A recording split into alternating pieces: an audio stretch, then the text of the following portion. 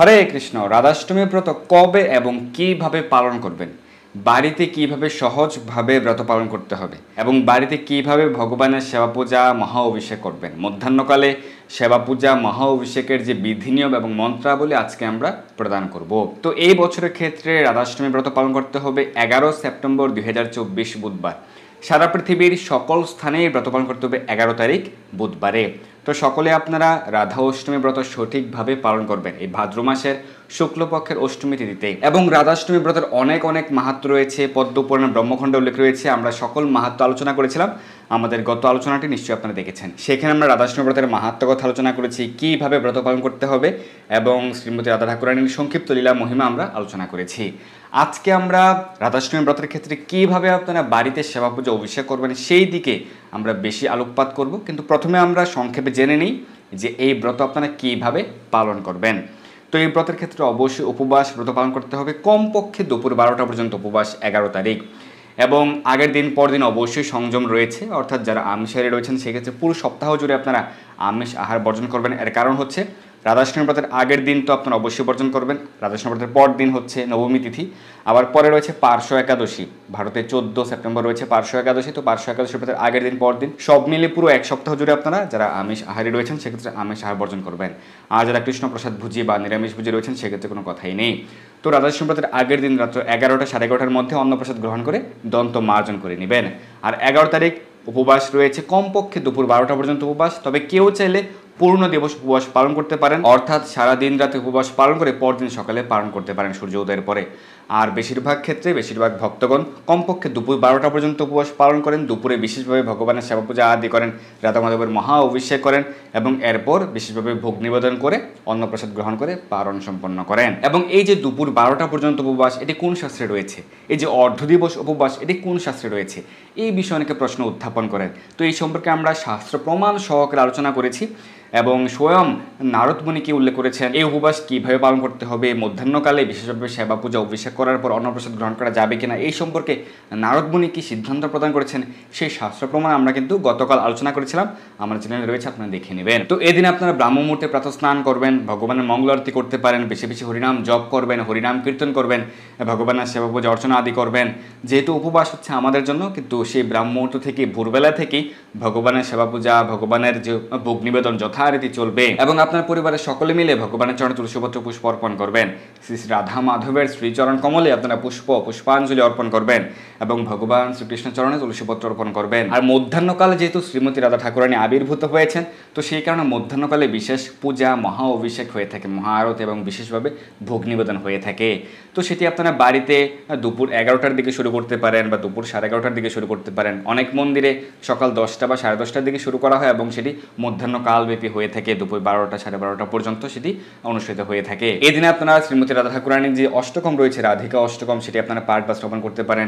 শ্রীমতী রাধারানীর অষ্টতর শতনাম রয়েছে, 108 নাম, সেটি পাঠ বা শ্রবণ করতে পারেন। এবং রাধা কৃপা কটাক্ষ স্তোত্রম রয়েছে, সেটি আপনারা পাঠ বা শ্রবণ করতে পারেন। এই সকল অষ্টকম, স্তোত্রম এবং শতনাম কিন্তু আমাদের চ্যানেলে রয়েছে, আপনারা শ্রবণ করতে পারেন। এবং শ্রীমতী রাধা ঠাকুরানীর লীলা মহিমা পাঠ বা শ্রবণ করতে পারেন। নিকটস্থ ইস্কন থেকে শ্রী রাধা লীলা মহিমা গ্রন্থ রয়েছে, পার্ট 1 পার্ট 2। তো এই গ্রন্থটা আপনারা সংগ্রহ করতে পারেন এবং বাড়িতে অধ্যয়ন করতে পারেন। শ্রীমতী রাধারানীর আবির্ভাব রহস্য সহ বিভিন্ন মহিমা আপনারা পাঠ করতে পারবেন। এবং এছাড়াও লীলা পুরুষোত্তম শ্রীকৃষ্ণ গ্রন্থটি আপনারা বাড়িতে অধ্যয়ন করতে পারেন। এবং নিকটস্থ ইস্কন মন্দিরে গিয়ে এই মধ্যাহ্নকালে আপনারা সকাল 11 ঘটিকার মধ্যে চলে যাবেন ইস্কন মন্দিরে, গিয়ে আপনারা এই রাধাষ্টমী মহোৎসব ব্রতে যুক্ত হতে পারেন। তো এইভাবে আপনারা বাড়িতে রাধাষ্টমী ব্রত পালন করতে পারবেন। তো যারা অর্ধ দিবস উপবাস পালন করেন দুপুর 12টা পর্যন্ত, সেই ক্ষেত্রে দুপুর 12টার পর অন্নপ্রসাদ যে গ্রহণ করবেন সেটি হচ্ছে পারণ।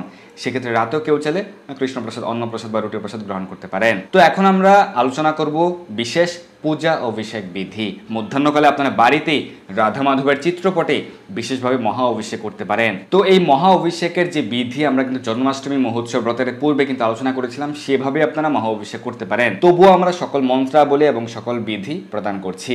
একটি উঁচু টেবিলে বা স্ট্যান্ডে পাত্র স্থাপন করে, অভিষেক পাত্র স্থাপন করে সেখানে চন্দন দ্বারা অষ্টদল পদ্ম রচনা করে মাঝে পীঠ স্থাপন করে শ্রী শ্রী রাধা মাধব শ্রী বিগ্রহ বা চিত্রপট স্থাপন করবেন। প্রথমে আহ্বান করবেন, ইদম আসনম শ্রীকৃষ্ণায় নমঃ, ইদম আসনম শ্রী রাধিকায় নমঃ। তারপর স্বাগত জানাবেন, স্বাগতম সুস্বাগতম শ্রীকৃষ্ণায় নমঃ, স্বাগতম সুস্বাগতম শ্রী রাধিকায় নমঃ। প্রতিটি মন্ত্রের ক্ষেত্রে আপনারা শ্রীকৃষ্ণায় নমঃ এবং শ্রী রাধিকায় নমঃ বলবেন। আমরা এখানে সংক্ষেপে প্রদান করছি। তো প্রথমে আপনারা পাদ্য, অর্ঘ্য, আচমনীয়, মধুপর্ক প্রভৃতি প্রস্তুত করবেন এবং প্রত্যেকটি পাত্রে তুলসীপত্র অর্পণ করবেন এবং একটি বিসর্জন পাত্র রাখবেন যেন পাদ্য, অর্ঘ্য, আচমনীয় প্রভৃতি সেই বিসর্জন পাত্রে আপনারা ফেলতে পারেন। কিভাবে পাদ্য প্রস্তুত করতে হয়, অর্ঘ্য প্রস্তুত করতে হয়, আচমনীয় প্রস্তুত করতে হয়, এই সকল বিষয়াবলী এবং কি উপকরণ প্রয়োজন সেগুলো কিন্তু আমরা জন্মাষ্টমীর পূর্বেই অভিষেক বিধি আলোচনায় আমরা প্রদান করেছিলাম। তো এতৎপাদ্যম শ্রীকৃষ্ণায় নমঃ, এতৎপাদ্যম শ্রীরাধিকায় নমঃ, ইদম অর্ঘ্যম শ্রীকৃষ্ণায় নমঃ, ইদম অর্ঘ্যম শ্রীরাধিকায় নমঃ। এভাবে আপনারা আচমনীয় প্রদান করবেন এবং এরপর মধুপর্ক প্রদান করবেন। দুধ, দই, ঘি, মধু, চিনির মিশ্রণ মধুপর্ক। এসো মধুপর্ক শ্রীকৃষ্ণায় নমঃ, এসো মধুপর্ক শ্রীরাধিকায় নমঃ। এরপর পুনরায় সেই আচমন পাত্র থেকে আচমনীয় প্রদান করবেন। ইদম পুনরাচমনীয়ম শ্রীকৃষ্ণায় নমঃ, ইদম পুনরাচমনীয়ম শ্রীরাধিকায় নমঃ। তো এরপর আপনারা ভগবানকে সংক্ষিপ্ত ভোগ নিবেদন করতে পারেন এবং এরপর আরতি করবেন। কেউ পৃষ্ঠদীপ দ্বারা আরতি করতে পারেন, 9টি দ্বীপ বা পৃষ্ঠদীপ দিয়ে মন্দিরে আরতি করা হয়, আপনারা সেইভাবে বাড়িতে করতে পারেন, অথবা পঞ্চপ্রদীপ দিয়ে আপনারা রাধা মাধবের আরতি করবেন। এরপর অভিষেক কার্য শুরু করবেন। প্রথমে সুগন্ধি তৈল মর্দন করবেন, তারপর সাদা তিল বাটা মর্দন করবেন। এরপর আপনারা ঈষদুষ্ণ জল দিয়ে অভিষেক করবেন, সুগন্ধি জল, গঙ্গা জল দিয়ে অভিষেক করবেন এবং পঞ্চগব্য, পঞ্চামৃত দিয়ে অভিষেক করবেন। এই উপকরণগুলি দিয়ে আপনারা পঞ্চগব্য প্রস্তুত করবেন এবং পঞ্চামৃত আলাদা আলাদাভাবে আপনারা অভিষেক করতে পারেন। অবশ্যই শঙ্খ দ্বারা অভিষেক করবেন। প্রথমে দুধ দিয়ে অভিষেক করবেন, এরপর দই দিয়ে অভিষেক করবেন, এরপর ঘি, মধু, চিনির জল দিয়ে পর্যায়ক্রমে অভিষেক করবেন। উচ্চারণ করবেন ইদম দুগ্ধ স্নানিয়ম শ্রীকৃষ্ণায় নমঃ, ইদম দুগ্ধ স্নানিয়ম শ্রীরাধিকায় নমঃ, ইদম দধিও স্নানিয়ম শ্রীকৃষ্ণায় নমঃ, ইদম দধিও স্নানিয়ম শ্রীরাধিকায় নমঃ, ইদম ঘৃত স্নানিয়ম শ্রীকৃষ্ণায় নমঃ, ইদম ঘৃত স্নানিয়ম শ্রীরাধিকায় নমঃ। এইভাবে আপনার প্রত্যেকটি উপকরণ দিয়ে অভিষেক করবেন। এরপর ঈষদুষ্ণ জল দিয়ে অভিষেক করবেন। ফলের রস দিয়ে, নানা প্রকার ফলের রস দিয়ে আপনি অভিষেক করতে পারেন। ইদম ফলদক স্নানিয়ম শ্রীকৃষ্ণায় নমঃ। এরপর ধূলি স্নান রয়েছে, আটা, ময়দা, চালের গুঁড়ো, কুমকুম, কেশর প্রভৃতি মিশিয়ে এই ধূলি স্নান করা হয়। এরপর পুনরায় ঈষদুষ্ণ জল, ডাবের জল দিয়ে আপনারা অভিষেক করবেন। এরপর 5টি গোটা ফল একটি পাত্র নিয়ে সেটি দ্বারা আপনারা সহস্র ধারা স্নান অভিষেক করবেন। এরপর বিশেষভাবে পুষ্প অভিষেক করবেন। পুষ্প অভিষেক দ্বারা ভগবানকে সন্তুষ্টি বিধান করবেন এবং রাধা মাধবের যে প্রণাম মন্ত্র আপনারা উচ্চারণ করবেন। হে কৃষ্ণ করুণা সিন্ধু দীনবন্ধু জগৎপতে গোপেশ গোপিকাকান্ত রাধাকান্ত নমস্তুতে। নমো ব্রহ্মণ্য দেবায় গো ব্রহ্মণ্য হিতায় চ জগদ্ধিতায় কৃষ্ণায় গোবিন্দায় নমো নমঃ। তপ্তকাঞ্চন গৌরাঙ্গী রাধে বৃন্দাবনেশ্বরী বৃষভানুসুতে দেবী প্রণমামি হরিপ্রিয়ে। এবং ভক্তগণ শ্রীমতী রাধা ঠাকুরানীর কাছে বিশেষভাবে প্রার্থনা করেন, শ্রী লক্ষ্মী দেবী বিশ্বের বন্দনীয় যুবতীগণ দ্বারা পূজিতা হলেও রূপ, নব, যৌবনাদি সম্পত্তি, সৎ স্বভাব ও মনজ্ঞ লীলা বিষয়ে যে শ্রী রাধিকার সমান নন এবং যে শ্রী রাধিকা অপেক্ষা জগতে অধিক গুণসম্পন্না কেউ নেই, সেই শ্রী রাধিকা আমাকে তাঁর শ্রী পাদপদ্মের দাস্য দান করুন। তো আমরা সংক্ষেপে বিশেষভাবে পূজা ও অভিষেক বিধি আলোচনা করেছি। এই যে পূজা অভিষেকের যে মন্ত্রাবলী, এক্ষেত্রে কী কী উপকরণ প্রয়োজন এবং আরও বিস্তারিতভাবে যদি আপনারা পেতে চান, সেক্ষেত্রে আমাদের যে পূর্বের আলোচনাটি, বিশেষ করে জন্মাষ্টমী ব্রতের পূর্বে কিন্তু আমরা জন্মাষ্টমী ব্রতে আপনারা কীভাবে রাধা মাধবের পূজা, মহা অভিষেক করবেন সেই বিষয়ে আমরা কিন্তু বিস্তারিতভাবে আলোচনা এবং সকল মন্ত্রাবলী প্রদান করেছিলাম।